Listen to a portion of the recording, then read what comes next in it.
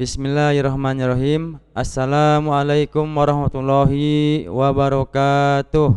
Waalaikumsalam warahmatullahi Alhamdulillahilladzi arsala rasulahu bil huda wa dinil haq liyudhhirahu ala dini kullih wa kafa billahi syahida. Asyhadu an la ilaha illallah wahdahu la syarikalah wa asyhadu anna Muhammadan abduhu wa rasuluh. Allahumma sholli wa sallim wa barik ala sayyidina Muhammad wa ala alihi wa sahbihi wa man tabi'ahum bi ihsan ila yaumil amma ba'du. Alhamdulillah, puja dan puji syukur kita kepada Allah SWT yang berkat rahmat, hidayah dan barokahnya kita semua bisa bertemu ya, bisa bertatap muka walaupun online ya, walaupun online. Tetapi ini tidak mengurangi hubungan kita ya sebagai saudara seiman ya. Dan kita dipertemukan di malam hari ini bukan suatu kebetulan ya, tetapi sudah qadarullah, sudah ditakdirkan oleh Allah SWT. Salawat salam semoga senantiasa curahkan kepada junjungan kita, teladan kita Nabi Muhammad sallallahu alaihi wasallam, keluarganya, sahabatnya, dan mudah-mudahan sampai juga kepada kita sebagai umatnya. Amin ya Allah ya rabbal alamin. Ya, taib para santri ya yang berada di rumahnya masing-masing.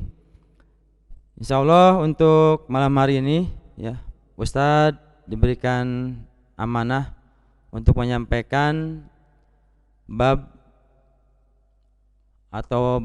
adab mandi ya, tentang adab mandi di dalam Islam. Ya. Di dalam Islam kita harus bersyukur ya, bersyukur sebagai orang Islam karena di dalamnya hal-hal yang kecil pun ya diurusi ya. Dalam artian ketika kita akan melakukan sesuatu itu sudah ada aturannya ya, sudah ada yang menjadi tujuan, yang menjadi pegangan kita ya. Salah satunya ketika kita akan mandi ya, di sini diatur ya, diatur dalam Islam. Dan kita langsung saja ya ke materi, dan Ustadz juga kayaknya antum semua sudah tahu ya, sudah tahu. Ini hanya mengingatkan saja ya, di SMA ini hanya mengingatkan saja. Ini bab-bab mandi ini mungkin dari TK ya, dari TK, SD, SMP sudah dibahas ya. Di sini ya kita hanya menguatkan saja, mengingat kembali ya, khawatir lupa. Ya, yang pertama ketika kita akan mandi ya, sudah barang tentu kita akan masuk ke kamar mandi ya, kamar mandi. Nah, ketika kita akan masuk ke kamar mandi itu ada adabnya ya, ada adabnya. Kita disunahkan untuk melangkahkan ya, kaki kiri ya ketika kita akan masuk ke kamar mandi. Kaki kiri, dan juga sambil berdoa ya, sambil berdoa, karena ketika kita masuk ke kamar mandi ya, kemudian berdoa, ketika kita melepaskan pakaian kita ya, maka setan atau jin itu tidak akan bisa melihat ya aurat kita itu. Makanya jangan sampai lupa ya, jangan sampai lupa kita ketika masuk ke kamar mandi langkahkan kaki kiri dulu ya, kemudian berdoa ya. Berdoa Allahumma inni a'udzubika minal hubusi wal khaba'is ya. Yang artinya ya Allah, aku berlindung kepadamu dari setan laki-laki dan setan perempuan. Ya, seperti yang kita ketahui ya, yang namanya kamar mandi itu kan istilahnya tempat yang kotor ya, tempat yang kotor, dan itu sudah menjadi ininya ya, dimana kamar mandi itu tempatnya jin-jin ya di situ. tempat-tempat kesukaan jin.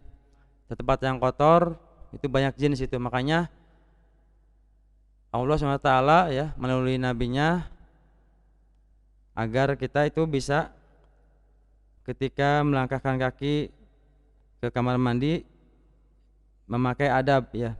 Biar tadi ya ketika kita membuka aurat kita, maka aurat kita tidak akan terlihat oleh jin. Itu ya. Nah, kemudian ketika kita keluar ya, ketika kita sudah selesai, jangan lupa untuk melangkahkan kaki kanan ya, disunahkan untuk melangkahkan kaki kanan.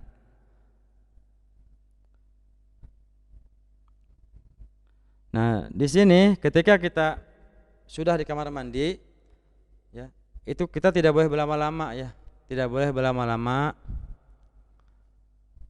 Silakan seperlunya saja ya, seperlunya saja.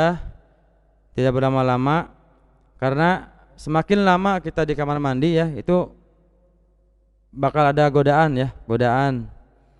Ya, apa godaan, makanya jangan lama-lama ya di kamar mandi ya, jangan lama.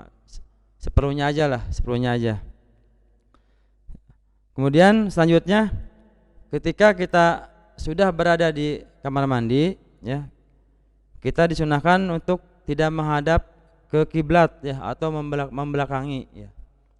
Makanya di rumah-rumah ya, di rumah yang ada di penduduk orang Islam gitu ya, di orang Muslim itu klosetnya biasanya sudah disetting ya, sudah disetting ya, tidak menghadap ke kiblat gitu ya. Jadi harapannya walaupun kita sudah berada di dalam kamar mandi, tetap ya untuk mandi atau buang hajat itu kita tidak menghadap ke kiblat atau membelakanginya gitu. Dan dalam hadis juga ya dikatakan bahwa jika kalian mendatangi jamban, maka janganlah kalian menghadap kiblat dan membelakanginya, akan tetapi hadaplah ke arah timur atau barat. Abu Ayyub mengatakan, dulu kami pernah tinggal di Syam, kami mendapati jamban kami dibangun menghadap ke arah kiblat. Kami pun mengubah arah tempat tersebut dan kami memohon ampun pada Allah Ta'ala.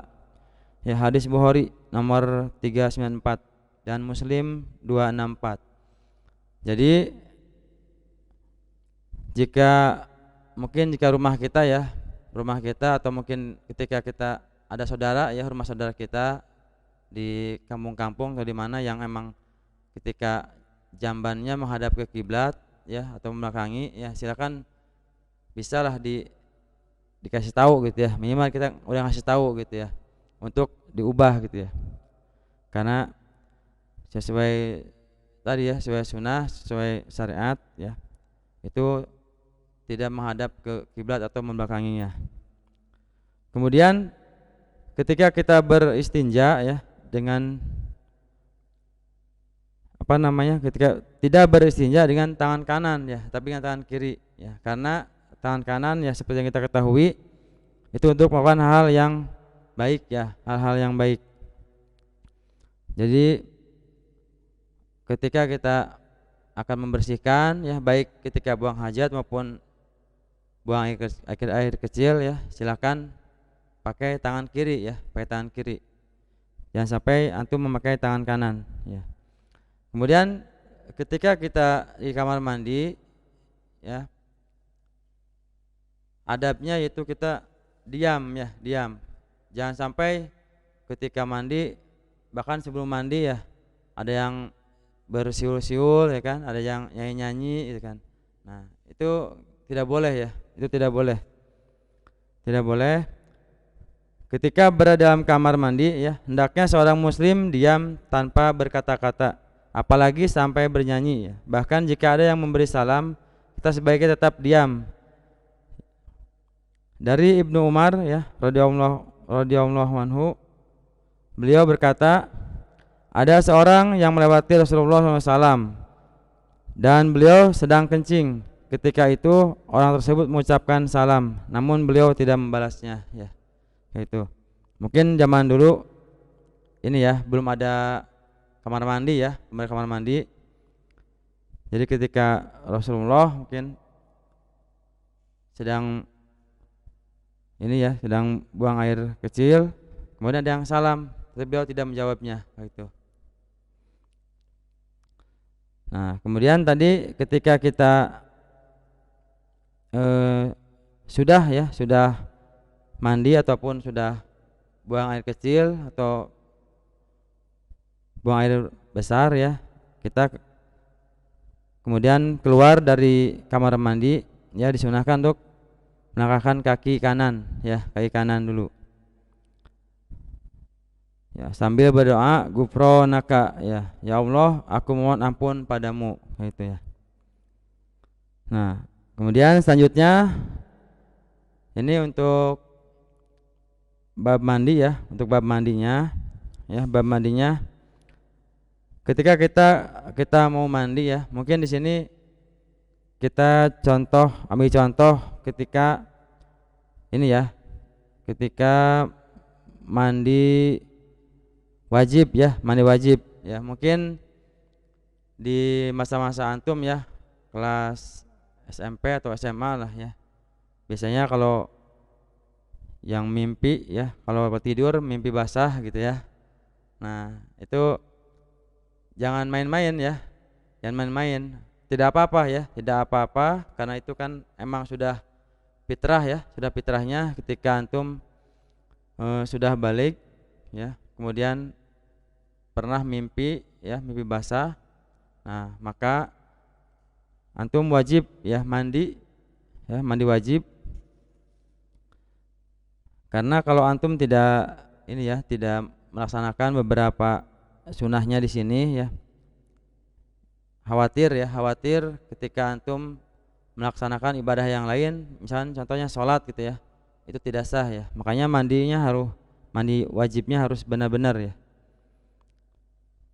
Nah, urutannya ya, urutan untuk mandi wajib ya, yang pertama ya tentunya niat ya, niat.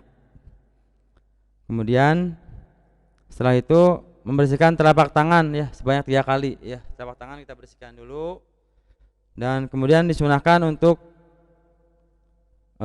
ini dulu ya, sebanyak 3 kali, kemudian dilanjutkan membersihkan dubur ya, dan alat kemaluan ya, dibersihkan dulu ya dengan tangan kiri.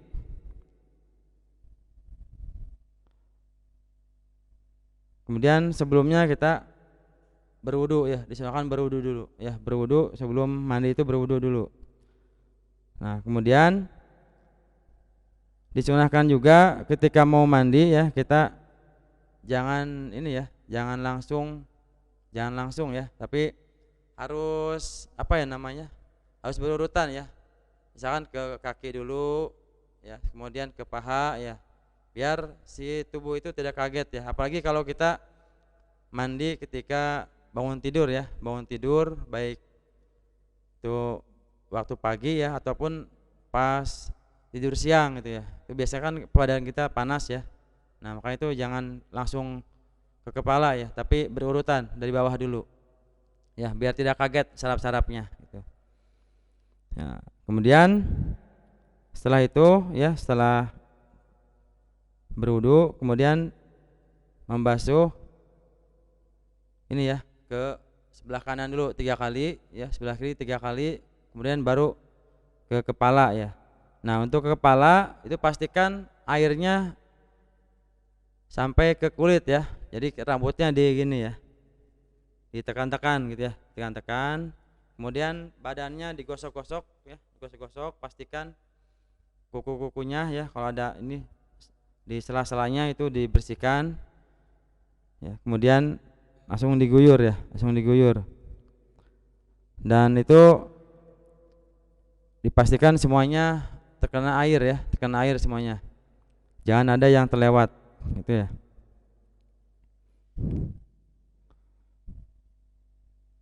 Nah, itu beberapa ya, beberapa sunnah atau ketika kita akan mandi wajib ya. Jadi sekali lagi, ketika antum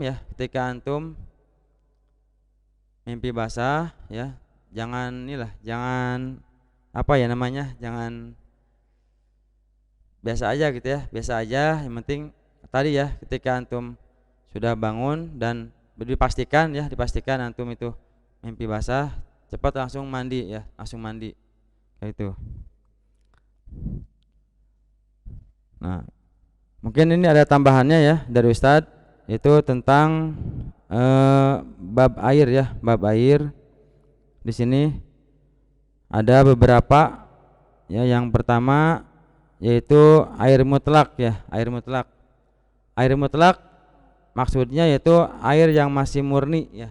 Air jenis ini bisa juga disebut air yang sewajarnya. Air mutlak berasal dari langit atau bersumber dari bumi dan masih memiliki sifat asli penciptaannya, ya, tidak berubah rasa, warna dan baunya. Air mutlak hukumnya suci dan mensucikan saat digunakan untuk taharah atau bersuci. Ya, kemudian yang kedua yaitu air mustamas ya. Air mustamas adalah air yang dipanaskan di bawah sinar matahari memakai wadah yang terbuat dari logam ya, selain emas atau perak, misalnya tembaga atau besi. Air mustamas hukumnya suci dan dapat mensucikan, namun makruh jika digunakan untuk toharoh. Secara umum air ini makruh untuk digunakan pada tubuh manusia atau hewan yang bisa terkena penyakit kusta atau misalkan kuda ya. Kemudian yang ketiga itu air suci tapi tidak mensucikan. Air ini dibagi menjadi dua macam ya, yaitu air mustakmal dan air mutagoyar. Ya, air mustakmal adalah air yang telah dipakai untuk bersuci, seperti menghilangkan hadas atau najis asal tidak berubah sifatnya maupun volumenya setelah terpisah dari air yang diserap benda yang disebut. Kemudian air mutagoyar yaitu air yang salah satu sifatnya telah berubah, ya, telah berubah akibat bercampur dengan barang lainnya. Contohnya air sumur yang dimasak lalu ditambah teh, kayak gitu ya. Yang keempat yaitu air mutanajis ya. Air mutanajis yaitu merupakan air yang terkena atau kemasukan barang najis, sedangkan jumlah air tersebut kurang dari 2 kulah. Jika jumlah air lebih dari 2 kulah tapi sifatnya berubah akibat najis, air tersebut tetap menjadi mutanajis. Air mutanajis hukumnya tidak suci dan tidak mensucikan untuk toharoh. Ya, itulah beberapa 4 jenis ya air dalam Islam beserta hukumnya untuk bersuci menurut fikih. Itu ya mungkin yang dapat saya sampaikan terkait dengan adab mandi. Mungkin kalau ada yang mau ditanyakan boleh, enggak? Ada yang tanyakan? Ustaz, 2 kulah itu semuanya, Ustaz? 2 kulah itu ya volumenya itu 216 liter ya. 216 liter, atau kalau ukuran ininya 60 cm kali 60 cm kali 60 cm ya. Itunya. Pokoknya sekitar 216 liter gitu ya. Ya sebak lah gitu. Bak gede gitu ya. Bak gede. Makanya kalau di kampung-kampung ya, desa-desa itu suka ada yang wudunya itu langsung ya. Langsung ke bak gitu. Itu enggak apa-apa ya.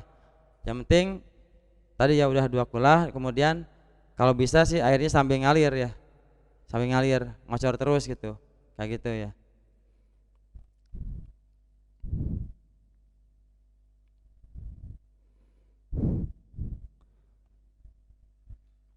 Ya, ada lagi?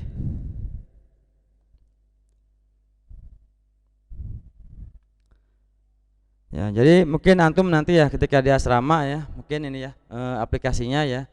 Di asrama ya nanti mandinya ngantri ya, mandinya ngantri.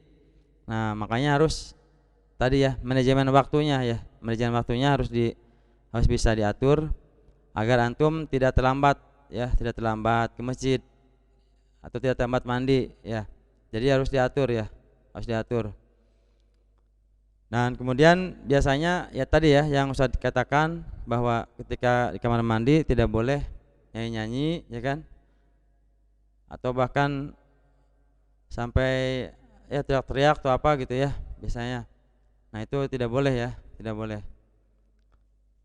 Dan ketika antum ngantri ya, nah yang sedang mandi harus mengerti juga ya. Jangan mentang-mentang apa namanya? Bagiannya gitu. Kemudian udah tahu ada yang ngantri, ini malah dia malah main ya. Jangan ya. Tapi seperlunya aja ya. Kalau sudah mandi langsung ya, karena kasihan kita di asrama kan ngantri ya. Makanya harus berbagi lah ya, harus berbagi kayak gitu. Ya baik, ya mungkin itu saja ya yang dapat saya sampaikan. Ya, kurang lebih mohon maaf, dan jika ada yang salah ya bisa dikoreksi ya, nanti bisa japri ke Ustadz ya atau ke panitia sini ya. Mungkin itu saja. Kurang lebih mohon maaf.